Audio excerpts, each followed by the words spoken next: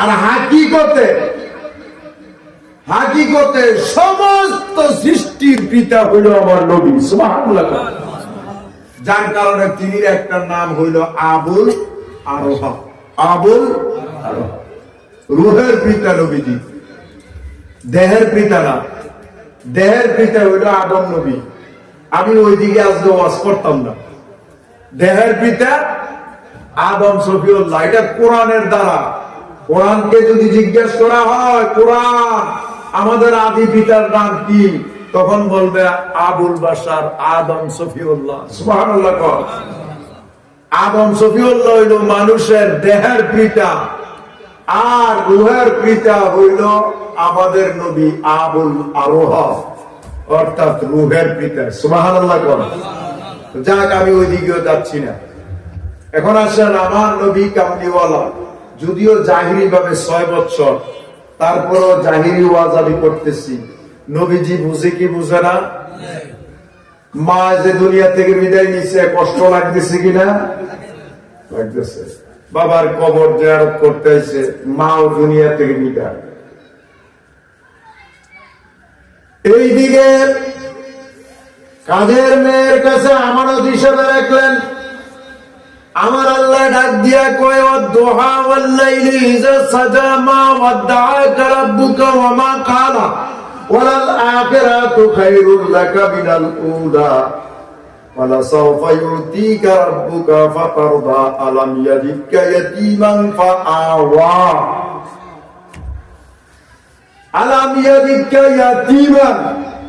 দোস্ত, আমি এতিম অবস্থায় আপনারে পাইছি, কিন্তু আপনি শোনেন, আপনার জন্য আমি কি ব্যবস্থা করছি। ওয়ালাল আখিরাতু খায়রুল লাকা মিনাল উলা। কেন আমি বললাম? দোস্ত, আপনি মদিনার জমিনে যখন ছিলেন, আপনার মা আমেনা দুনিয়া থেকে বিদায় হয়ে গেছে। বাবারে, আমি শুধু ছাড়ে জাদু জেলের নজরের একটু তাফসীর করতেছি, তাফসীর অর্থ না। এই তাফসীরের দ্বারা আল্লাহ পাক এই সূরা দোহার তাফসীরের মধ্যে তাফসীরের রুহুল বয়ান, তাফসীরে কানজুল ঈমান, বাবারে, আবার এই ধরনের যত আছে সবগুলি তাফসীর ইবনে আব্বাসের মধ্যে আছে। এই আয়াতের তাফসীরের মধ্যে যায় বলতেছেন আল্লাহ পাক কি করছেন, ওই রইছে মদিনার মা আমেনার কাছে। এদিক দিয়া আল্লাহ কয়, দোস্ত,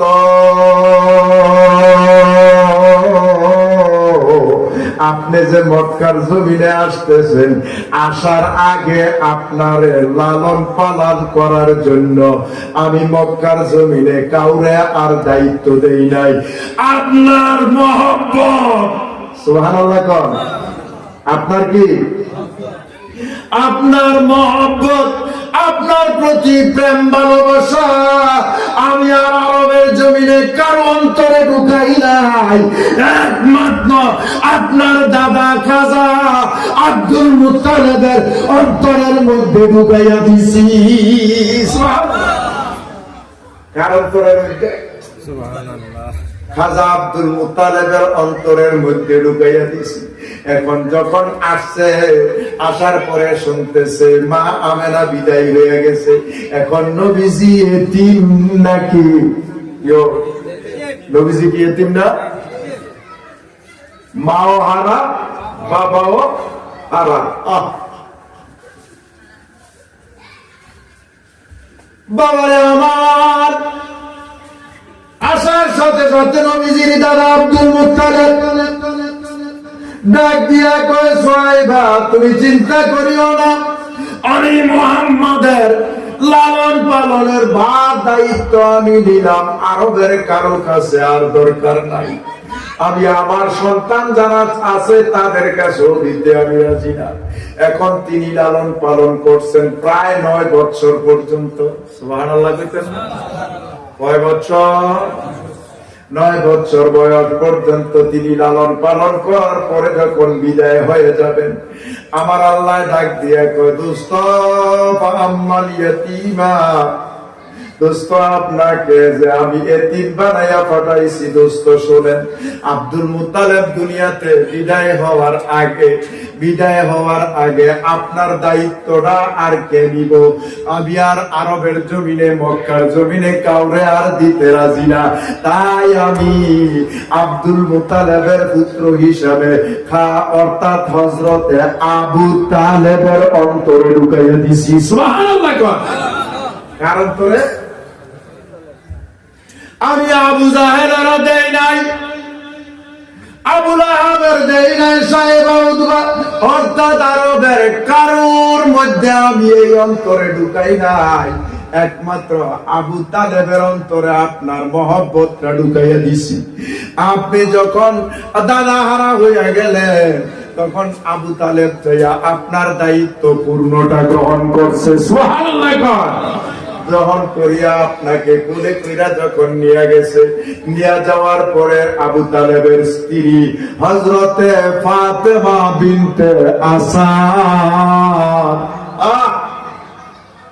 আমি ওই দিকে এই কারণে গেলাম, উমর ইবনে শিবা মদিনা নামক একটা কিতাব আছে, ওই কিতাবের মধ্যে উমর ইবনে শিবা বলতেছেন, বাবারে আমার ওই কিতাবটার ওয়াজটা আমি এখন একটু করতেছি।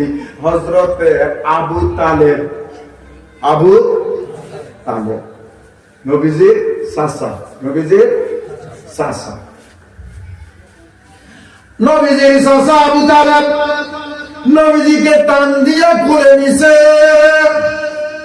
এখন কি নবীজি এতিম না মা বাবাওয়ালা? কোনটা? নবীজি এতিম না, এতিম সন্তানকে কোলে নিছেন। কোলে নিয়া বাবারে ওই ফাতেমা বিনতে আসাদ আবু তালেবের স্ত্রী অর্থাৎ হযরত আলীর মা ফাতেমা বিনতে আসাদের কাছে যাইয়া কয়, ফাতেমা বিনতে আসাদ শোনো, কি আমার ভাই খাজা আব্দুল্লাহ তার সন্তান আমেনার সন্তান দুনিয়াতে আগমন করছে। এমন একটা শ্রেষ্ঠ উজ্জ্বল সন্তান আমাদের বংশে আর কেউ হয় না। যেহেতু আব্দুল মুত্তালিব দুনিয়াতে বিদায় হয়েছে, আর তার দায়িত্ব নেওয়ার মতো কেউ যেহেতু নাই, তাই আমি তার নিয়ে আসছি। ধরো তোমার কাছে আমি রাখলাম, আমার সন্তান আলীকে যেমনে লালন পালন করবা, জাফরকে যেমনে লালন পালন করবা, আকিলকে যেমনি ভাবে লালন পালন করবা, ঠিক তেমনি ভাবে মুহাম্মদকেও লালন পালন করবা। সুবহানাল্লাহ। জোরে বলি আল্লাহু আকবার। তাহলে নবীজির কি হয়েছে? ফাতেমা বিনতে আসাদ নবীজির হইল চাচি, অর্থাৎ আবু তালেব হইল নবীজির